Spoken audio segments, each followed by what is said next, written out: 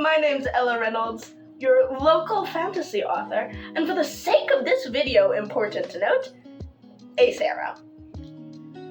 Been doing this series where I look at some of the romance tropes in writing and pass what I consider a more critical judgment, considering I don't get many of those warm, fuzzy feelings from romance. I want to make it very clear, if you do, know that a majority of people do, and that's perfectly fine.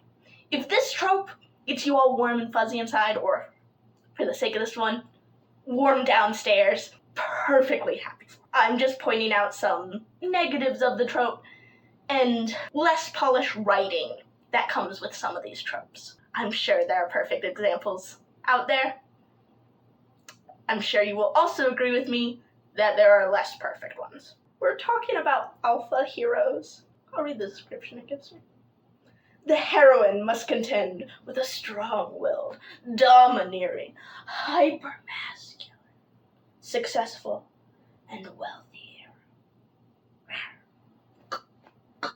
Here's the thing.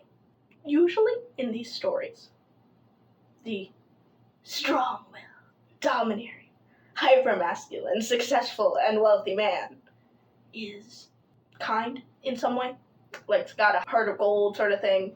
Sometimes much less than you want if you get into, like, mafia romance or shapeshifter romance or werewolves where they're like, yeah, I bit you and nearly assaulted you, but it's fine because I rescued you from worse bad person.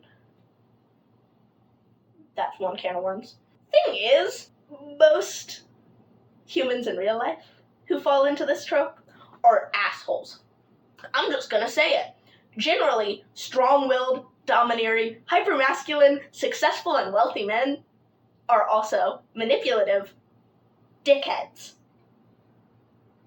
Yeah, I can think of very few people with all of those tropes, or very few people who call themselves an alpha, who are also kind.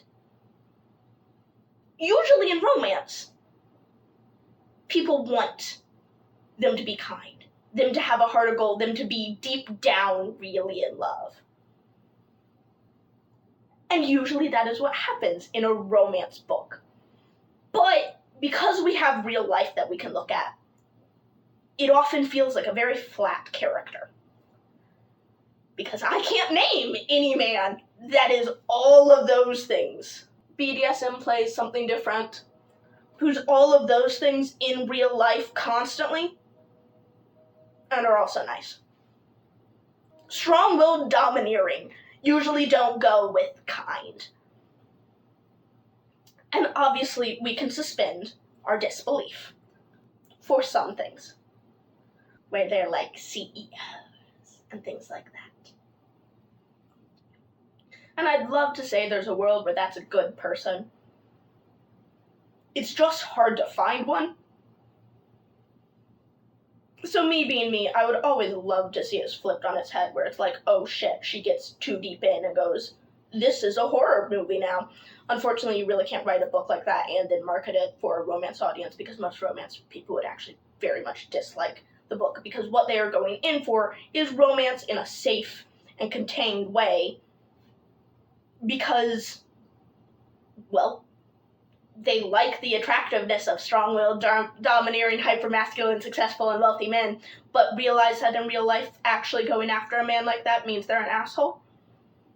So they go after them in a comfort of a book. Want to make it very clear. I understand that. Be 100% honest doesn't make it any less cringy, y'all. But you do you. You do you in your bedroom. You do you. You read all about your strong-willed, domineering, hyper-masculine, successful, and wealthy man. Know that if he shows up in my book, he's gonna get shot. I think I went a little off the rails on this one. Wasn't intentional, y'all. Sometimes it happens. But know that, even for the romance folks out there, I want to build a community with you. Because anyone can write. And everyone has a story in them. Even if it's a romance with a strong-willed, domineering, hyper-masculine, successful, and wealthy man.